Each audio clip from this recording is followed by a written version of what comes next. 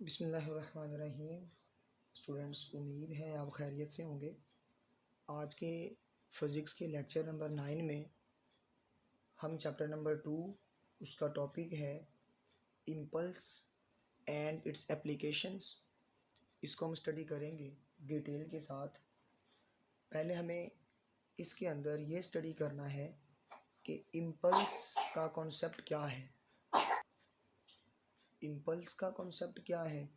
और उसके बाद ये जो इम्पल्स है, इम्पल्स मोमेंटम थ्योरम, इसको स्टडी करने के बाद हम इसे किस तरह डेली लाइफ में अप्लाई कर सकते हैं, इसकी एप्लीकेशंस क्या क्या होंगी। ठीक है, तो सबसे पहले इम्पल्स और इसका मोमेंटम के साथ क्या रिलेशन है हम वो स्टडी करेंगे, और उसके बाद इसकी इन सारी एप्लीकेशंस को वन बाय वन स्टडी करेंगे। बहुत आसान है और ये बहुत ज़्यादा इंटरेस्टिंग है। डेली लाइफ में आप बहुत जगह पे इन सब को ऑब्ज़र्व भी करते हैं, और ये फ़िज़िक्स में बहुत ज़्यादा आपको इंटरेस्ट क्रिएट करने के लिए ये सारे फिनोमेनाज आपको नज़र आ रहे होते हैं। ठीक है, तो लिहाजा सबसे पहले बेटा हम डिस्कस जो करेंगे वो इम्पल्स है कि इम्पल्स का कॉन्सेप्ट क्यों आता है, इसे हम क्यों डिस्कस करते हैं फ़िज़िक्स में। देखें, इम्पल्स को समझने के लिए हम एक यहाँ पे एग्ज़ाम्पल लेते हैं। वो एग्ज़ाम्पल ये है कि अगर हम गौर करें क्रिकेट ग्राउंड के अंदर, अगर यहाँ पर या फुटबॉल ग्राउंड के अंदर, क्रिकेट ग्राउंड के अंदर जो प्लेयर वहाँ खेल रहे होते हैं उन्होंने हिट लगानी होती है। हिट किसको लगाएंगे? सपोज़ कि यहाँ पर एक शख्स है और उसने क्या करना है, उसने एक फ़ुटबॉल को हिट लगानी है। ठीक है, तो फुटबॉल को जब वो हिट लगाएगा, ये फुटबॉल है, ठीक हो गया, इसको जब ये हिट लगाएगा तो ये बॉल बहुत ज़्यादा हाई स्पीड के साथ इस तरह से मूव कर जाएगा। अब गौर से देखें, जब यहाँ पे हिटिंग हुई है, जब यहाँ पे इसने इसको हिट किया है, तो फोर्स जो लगी है बेटा, फोर्स ये बहुत ज़्यादा लार्ज लगी है, लेकिन टाइम यहाँ पे बहुत ज़्यादा शॉर्ट लगा है। ठीक हो गया, फोर्स बहुत ज़्यादा और टाइम बहुत स्मॉल लगा है। अब इस बहुत ज़्यादा फोर्स लगने के ड्यूरेशन में जो फोर्स की क्वांटिटी है कि फोर्स कितनी लगी है उसको हम मेजर नहीं कर सकते। ठीक है, लेकिन यहाँ पे इस बॉल के मोमेंटम में बहुत ज़्यादा चेंज आता है। जब बॉल यूँ मूव कर रहा होता है तो इसके मोमेंटम p में क्या आता है? चेंज। तो हम मोमेंटम में चेंज को ऑब्ज़र्व कर लेंगे बजाय इसके कि इस बहुत ज़्यादा लार्ज फोर्स को देखने के लिए हम यहाँ पे डिफरेंट एक्सपेरिमेंट्स करें या उसको देखें ये कैसे मालूम की जा सकती है। तो वो आप मालूम नहीं कर सकते क्योंकि वो फोर्स बहुत लार्ज होती है। ठीक है, पहली तो ये बात है फुटबॉल के लिहाज से। अब इधर हम बात कर लेते हैं, सपोज़ के एक क्रिकेटर है, उसने क्या करना है, यहाँ पे हिट लगानी है। ठीक है, क्रिकेटर ने क्या करना है, हिट लगानी है बॉल को। ये क्रिकेटर के सपोज के उसके पास बैट है, तो यहाँ पे अगर ये बैट है और बैट से बॉल आके टच करती है तो ये बहुत ज़्यादा लार्ज फोर्स इसके ऊपर लगे तो ये 6 हो जाएगा, बाउंड्री से बाहर बॉल चली जाएगी। इट मीन्स दैट कि इस बॉल के ऊपर इस बैट ने बहुत ज़्यादा लार्ज फोर्स अप्लाई की है। जब बहुत ज़्यादा लार्ज फोर्स अप्लाई होगी, फोर्स बहुत ज़्यादा लार्ज होगी, तो अंडरस्टूड है टाइम वहाँ पे बहुत स्मॉल यूज़ होगा। ठीक है, तो बहुत स्मॉल टाइम में बहुत लार्ज फोर्स यहाँ पे भी एक्ट कर रही है। यहाँ भी इस फोर्स को मालूम करना हमारे लिए पॉसिबल नहीं है। हम क्या करेंगे, हम मोमेंटम में जो चेंज है उसको ऑब्ज़र्व कर लेंगे, चेंज इन मोमेंटम। ठीक है, हम इसको देखेंगे किस तरह से मोमेंटम में चेंज आ रहा है। अब अगर गौर करें तो चेंज इन मोमेंटम को हम ऑब्ज़र्व कर लेंगे तो हमारे लिए ज़रा आसानी हो जाएगी। अब मोमेंटम में चेंज किसके बराबर होता है ये आपने कल डिस्कस किया बेटा अच्छे से, जिसको मैं यहाँ पे दोबारा से राइट कर लेता हूँ। और यहाँ पहले हम समझेंगे ये मतलब कि जितनी भी एक्सप्लेनेशन आपने अभी मुझसे सुनी है ये सारी बेटा किसके लिए है, इम्पल्स के लिए। तो यहाँ पे पहले क्या कर लेंगे, इम्पल्स की डेफिनेशन। अब इम्पल्स जो है, इम्पल्स को सबसे पहले हमने समझा है कि ये बहुत ज़्यादा फोर्स लग रही है किसी बॉडी पे टाइम स्मॉल के अंदर, तो मोमेंटम में क्या आ रहा है, चेंज।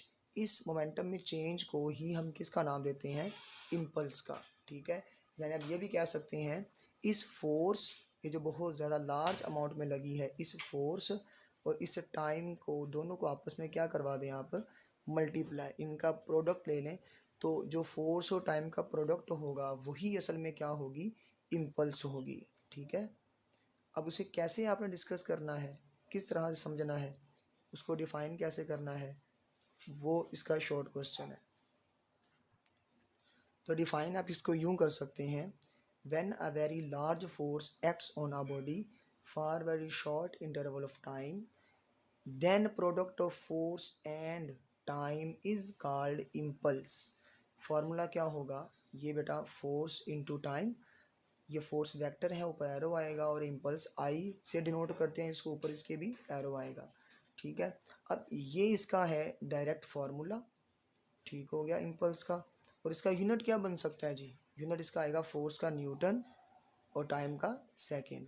तो ये न्यूटन सेकेंड इसका क्या हो जाएगा बेटा, सिस्टम इंटरनेशनल यूनिट।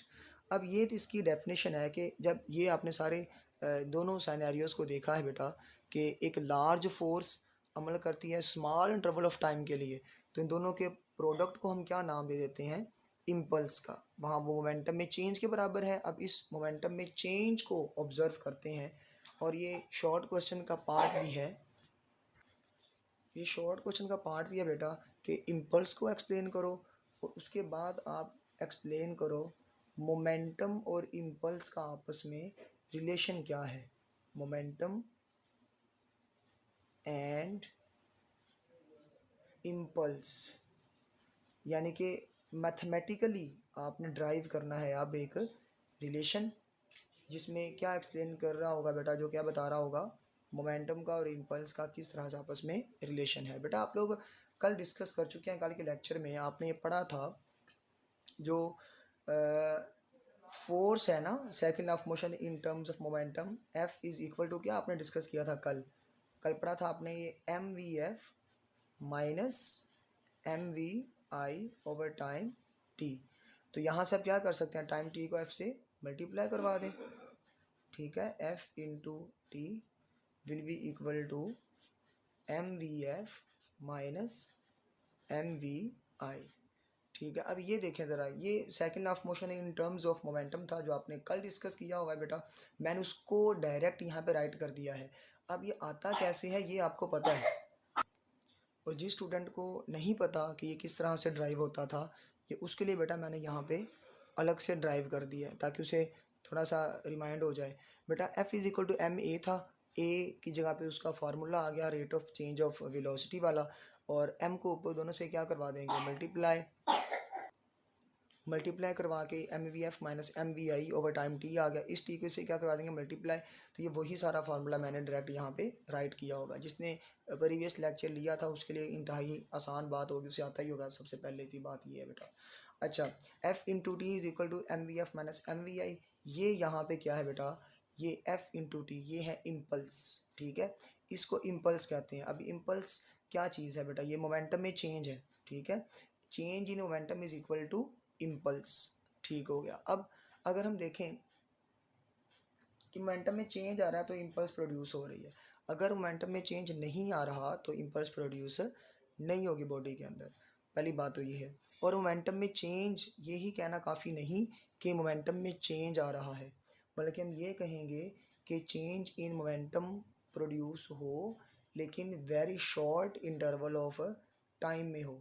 अगर टाइम इंटरवल के साथ साथ कंटिन्यूसली चेंज आ रहा है तो वो इम्पल्स नहीं होती। ठीक है, इम्पल्स कब होती है, याद रखिए स्टूडेंट्स, इम्पल्स तब होती है किसी बॉडी में जब एब्रप्ट सडन चेंज आता है, यानी कि फोर्स अचानक से लगती है बहुत ज़्यादा शॉर्ट इंटरवल में और बहुत ज़्यादा मिकदार में। ठीक है, तब वहाँ पे क्या प्रोड्यूस होती है, इम्पल्स। तब उस शॉर्ट इंटरवल ऑफ टाइम के अंदर जो मोमेंटम में चेंज आ रहा है बेटा वो इम्पल्स कहलाएगा। ठीक है, और इस फार्मूले को देखते हुए अगर हम इसके डायरेक्शन को एक्सप्लेन करना चाहें बेटा, तो इम्पल्स की डायरेक्शन क्या होगी, in the direction of change in momentum, यानी मोमेंटम में चेंज की जो डायरेक्शन होगी वही किसकी होगी, इम्पल्स की होगी। ये वेक्टर क्वांटिटी है, इसलिए इसकी डायरेक्शन को एक्सप्लेन करना भी ज़रूरी है। तो अगर आपको आता है ये शॉर्ट क्वेश्चन इम्पल्स क्या है, उसका मोमेंटम और इम्पल्स का मैथमेटिकल रिलेशन ड्राइव करें, तो आप क्या करेंगे, सबसे पहले वो जो डेफिनेशन मैंने आपको बताई है बेटा, ये वाली इम्पल्स की, ये सारी अंडरस्टैंडिंग के लिए है बातें सारी, तो ये डेफिनेशन है, ये इसका फार्मूला यूनिट है, और इसके बाद आपने क्या हेडिंग देनी है बेटा, मोमेंटम और इम्पल्स, और यहाँ से आपने स्टार्ट हो जाना है, ये यहाँ से लिखना स्टार्ट करेंगे और ये सारा लिख के यहाँ पे आएंगे, इधर से आपने ये इम्पल्स और मोमेंटम का रिलेशन यहाँ तक राइट कर देना। इसकी डायरेक्शन भी राइट कर दें तो बेहतर है कि किधर होगी डायरेक्शन इसकी, वो मैंने यहाँ पे एक्सप्लेन कर दी है। ठीक हो गया। अब आगे हम देखते हैं कि इस मोमेंटम और इम्पल्स के हवाले से जो शॉर्ट क्वेश्चन है, एक बहुत इंपॉर्टेंट पेपर में अक्सर आता होता है कि does a moving object has impulse. अगर एक बॉडी मूव कर रही है, अगर एक बॉडी मूव कर रही है तो क्या उसमें इम्पल्स होगी कि नहीं होगी।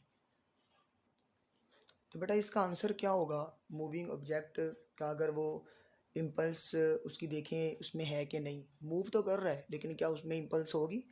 If an object is moving with uniform velocity, अगर उसकी बेटा वेलोसिटी यूनिफॉर्म है, then there is no force acting on it, क्योंकि वेलोसिटी यूनिफॉर्म है इसका मतलब क्या होगा कि उस पर कोई फोर्स अमल नहीं कर रही, तो इम्पल्स उस पर क्या होगी, ज़ीरो होगी, क्योंकि इम्पल्स का फॉर्मूला क्या होता है बेटा, F/T। और वैसे भी ये क्या है, चेंज इन मोमेंटम। जब यूनिफॉर्म वेलोसिटी है, वेलोसिटी यूनिफॉर्म है, इसका मतलब क्या है कि मोमेंटम में चेंज नहीं आएगा, इनिशियल और फाइनल वेलोसिटी सेम सेम हो जाएंगी या कट हो जाएंगे तो मोमेंटम में चेंज भी ज़ीरो आ जाएगा। ठीक है, इम्पल्स भी नहीं होगी। अब दूसरा क्या यहाँ पे आपने अंडरस्टैंड करना है बेटा point, if an object is moving and a net force is applying on it. ये बात गौर से बेटा सुन लीजिए, अगर ऑब्जेक्ट मूव कर रहा है और नेट फोर्स उस पर लग रही है और चेंज क्या हो रहा है उसका, मोमेंटम, लेकिन ये इम्पोर्टेंट बात है बेटा, in a very short interval of time, यानी कि टाइम के बहुत शॉर्ट इंटरवल में, यानी कि यहाँ पे भी बात कौन सी हो रही है कि लार्ज फोर्स लगे और शॉर्ट इंटरवल ऑफ टाइम में लगे।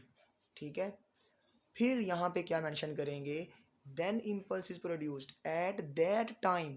बेटा ये शर्त है, ये कंडीशन है कि उस वक्त जस्ट क्या होगा, इम्पल्स प्रोड्यूस होगी, यानी कि इम्पल्स का ताल्लुक बेटा शॉर्ट इंटरवल ऑफ टाइम में लगने वाली फोर्स के साथ होता है। If a force continuously changes the momentum of body, then there is no impulse, यानी कि अगर किसी बॉडी के ऊपर फोर्स लग रही है और वो कंटिन्यूसली उसके ऊपर लगती जा रही है और कंटिन्यूसली उसके इंटरवल ऑफ टाइम बहुत ज़्यादा बड़े बड़े हो जाएं, ठीक है, और कंटिन्यूसली फोर्स लगी रही है उसके ऊपर, तो तब हम कहेंगे उसमें इम्पल्स नहीं है।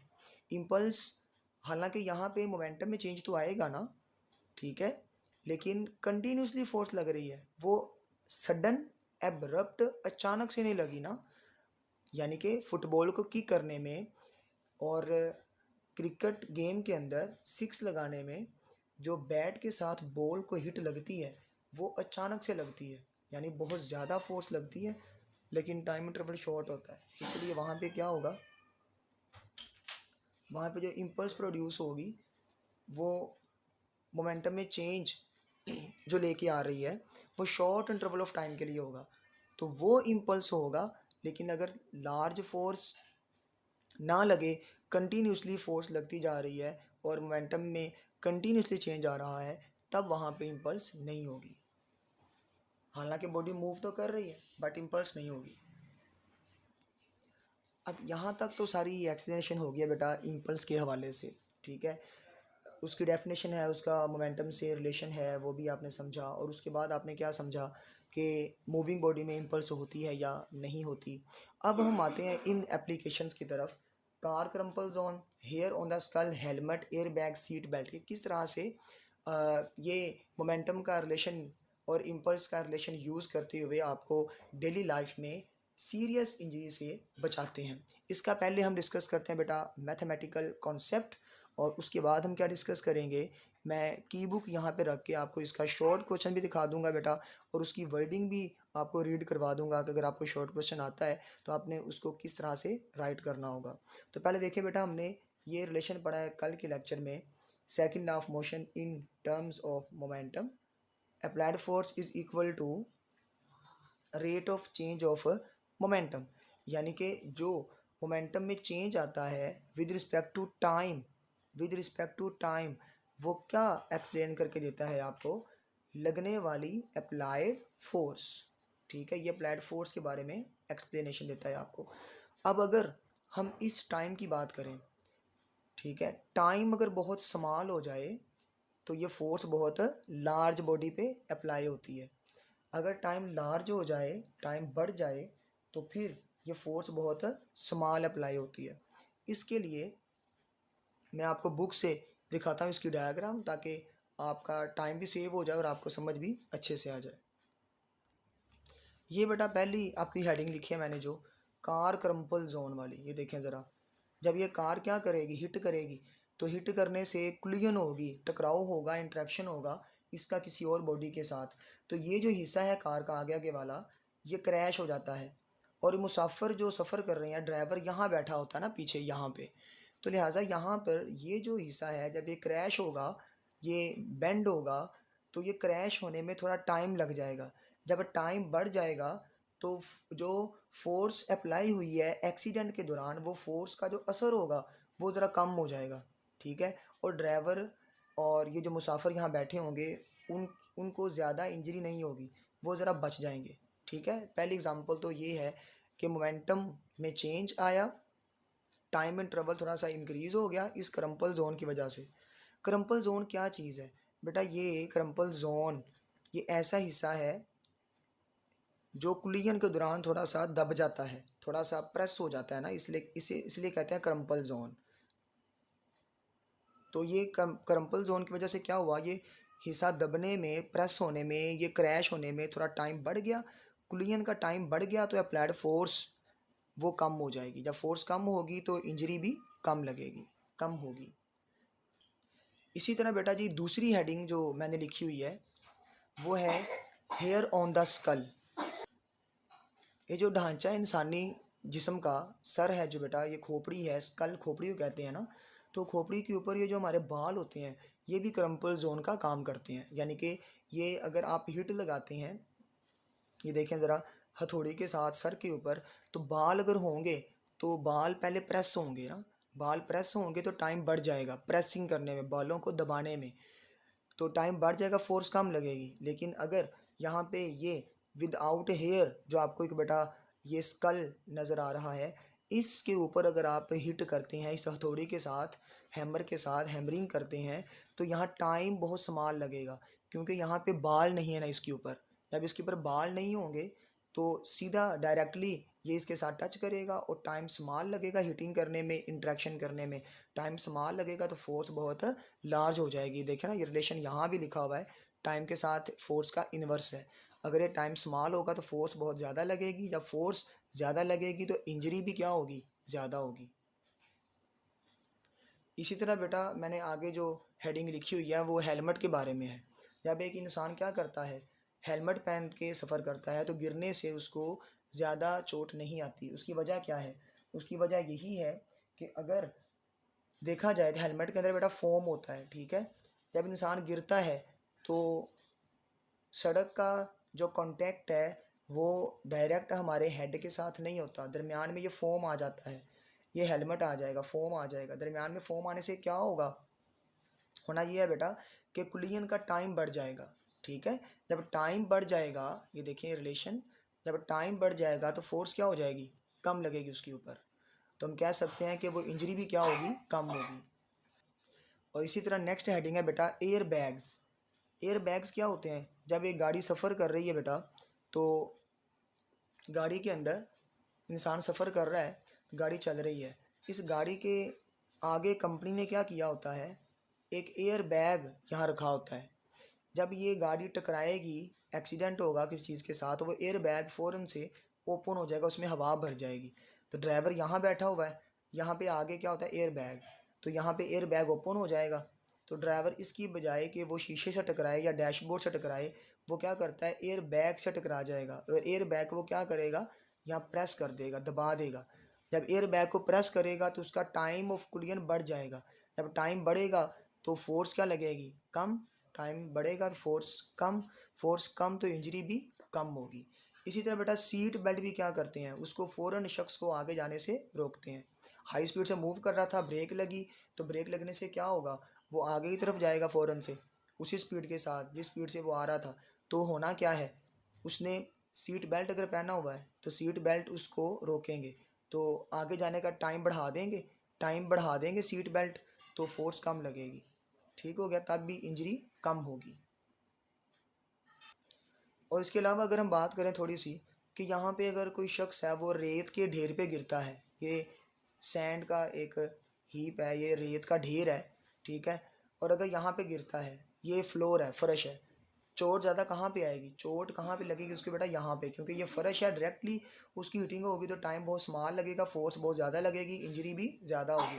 बट यहाँ पे अगर हम गौर करें तो इसके ऊपर गिरेगा, तो इसके ऊपर गिरने से क्या होगा, ये रेत को दबाएगा, प्रेस करेगा, तो उसको प्रेस करने में ज़रा टाइम लग जाएगा। जब टाइम ज़्यादा लगेगा कुलियन में, हिटिंग में, तो फोर्स क्या हो जाएगी उसके ऊपर, कम लगेगी। जब उस शख्स पे फोर्स कम लगेगी तो उसे चोट भी कम आएगी।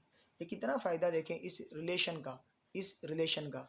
इसको देखते हुए आप कितनी ज़्यादा ऑब्जर्वेशंस कर रहे हैं डेली लाइफ में, जो फिज़िक्स बेटा आप पढ़ रहे हैं उसकी इम्प्लीमेंटेशन है, ये मैं कहूँगा मैजिक एप्लीकेशंस हैं ये, ठीक है, इसी की। और इसी तरह एक और चीज़ भी देखें ज़रा, ये सारी एग्जांपल्स हैं बेटा, ये शॉर्ट क्वेश्चंस हैं और ये एमसीक्यूज़ हैं। अब देखिए यहाँ पे ये एक शख्स है जो कि हिट कर रहा है किसी पत्थर को, तो उसे टाइम बहुत स्मॉल लग रहा है ना, 1/100 सेकेंड, तो फोर्स बहुत ज़्यादा लगेगी, यहाँ पे उसे दर्द ज़्यादा होगा। अगर कोई शख्स फुटबॉल की हिट करता है उसे दर्द नहीं होता, क्योंकि वो टाइम क्या हो गया उसका, बढ़ गया, 1/10 बड़ा है 1/100 से, 1/10 बड़ा है 1/100 से। तो यहाँ पे बेटा ये जो दबाएगा, जब ये लगाएगा हिट, तो ये जो फुटबॉल थोड़ा सा क्या हो गया, प्रेस हो गया है, थोड़ा दब जाएगा, दबाने में थोड़ा टाइम लग जाएगा, टाइम ज़्यादा हो जाएगा तो फोर्स क्या हो जाएगी, कम हो जाएगी, तो यहाँ पे दर्द कम होगा। अब यहाँ मैंने बेटा आपको ये शो करवाया है क्वेश्चन, आप क्या करें, इसको स्टॉप करके वीडियो को, इस क्वेश्चन का आंसर आप यहाँ से देख के राइट कर सकते हैं, ठीक है। Which hurt you in above situations, इनमें कौन सी चीज़ ज़्यादा हर्ट करेगी, ठीक है। तो ये आपको वर्डिंग के अंदर भी आ सकता है कि अगर स्टोन के साथ हिट करे, फुटबॉल से हिट करे, तो उसमें क्या हर्ट किस में ज़्यादा होगा, ठीक है। ये वर्डिंग में आ सकता है आपको बेटा, ये उसने तो ए और बी में कहा ना, ए और बी, तो ये डायग्राम के लिहाज से, बुक के लिहाज से उसने लिखा हुआ है, तो आपको ये वर्डिंग में क्वेश्चन भी आ सकता है। If it will hurt more in situation A, या कह सकते हैं in hitting the stone, in this case time is very small and force will be greater according to relation. बस ये बेटा इसका आंसर है। When time is small then force is very large and hurt is more. Okay, तो यहाँ पे देखें ज़रा, मोटरसाइकिल सेफ्टी हेलमेट की बात उसने कर दी है, किस तरह से बचाता है, तो अब लिखेंगे impulse is the product of F&T, padded helmet यानी कि जिसमें फोम होती है, will increase the time of collision. Main चीज़ क्या चीज़ है बेटा, टाइम ऑफ कुलियन को इंक्रीज कर देना। T, impulsive force is decreased, तो इम्पल्सिव फोर्स क्या हो जाएगी, कम हो जाएगी इस रिलेशन के अकॉर्डिंग। आप इसको मज़ीद अच्छा लिख सकते हैं कि according to this relation when the collision is happened, time is increased, so force is decreased, so there is no more serious injury during the accident. तो आप इसको इस तरह राइट कर सकते हैं। नेक्स्ट देखें बेटा, यहाँ पे ये वर्डिंग है, ये क्वेश्चन है बेटा, ये क्वेश्चन आ सकता है, आप इसको ध्यान से स्टॉप करके राइट कर सकते हैं। ये वही है बेटा, how the hair acts like a crumple zone on your skull, कि वो ऐसे हिस्से की मान्यता कैसे हैं जो कि थोड़ा दब जाता है और इंजरी नहीं होती।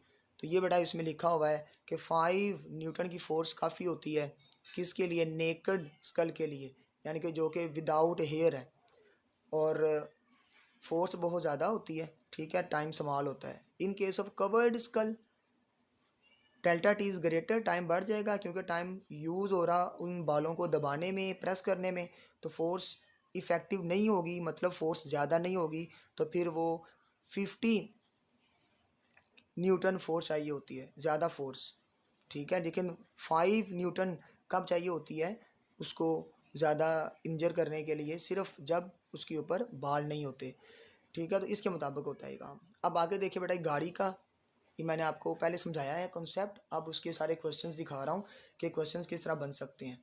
ये है, moving car stop quickly, the passengers move forward towards the windshield, seat belts change the forces of motion and prevent the passengers from moving, thus the chance of injury is greatly reduced। तो chance of injury कम हो जाएगा। क्यों? देखिए question लंबा है लेकिन ये आसान भी क्वेश्चन शॉर्ट फॉर्म में भी आ सकता है, आपका कॉन्सेप्ट इसका क्लियर होना चाहिए। when you fall towards forward direction you apply force on the belt, as a reaction the belt applies force on you in back direction and thus you are saved from a injury। ये क्या है बेटा? ये third law of motion है, action का reaction. आपने belt पे किया एक्शन, तो बेल्ट ने आप पे क्या करना है? रिएक्शन, और आप पे फोर्स लगा के आपको ज़्यादा आगे जाने से, आगे जाके लगने से रोक देगा, और एक्सीडेंट के दौरान आपकी इंजरी ज़रा कम होगी। इस तरह से बेटा ये आपने लेक्चर सारा आज मुकम्मल कर लिया। उम्मीद है आपको अच्छे से समझ आई होगी, क्योंकि आपने आज बहुत ज़्यादा प्रैक्टिकल एप्लीकेशंस फिज़िक्स की डेली लाइफ में जो हो रही हैं उनको अच्छे से स्टडी किया है, ठीक है। तो उम्मीद है कि आपको ये लेक्चर, जो कि शॉर्ट क्वेश्चन और एमसीक्यूज़ के लिए इंपॉर्टेंट है, समझ आ गया होगा। अगर किसी का क्वेश्चन है तो आप मुझे व्हाट्सएप पे डायरेक्टली भी पूछ सकते हैं, या इस वीडियो में आप लोग बेटा कमेंट करके भी पूछ सकते हैं। I will reply you as soon as possible. Okay बेटा, अल्लाह हाफिज़।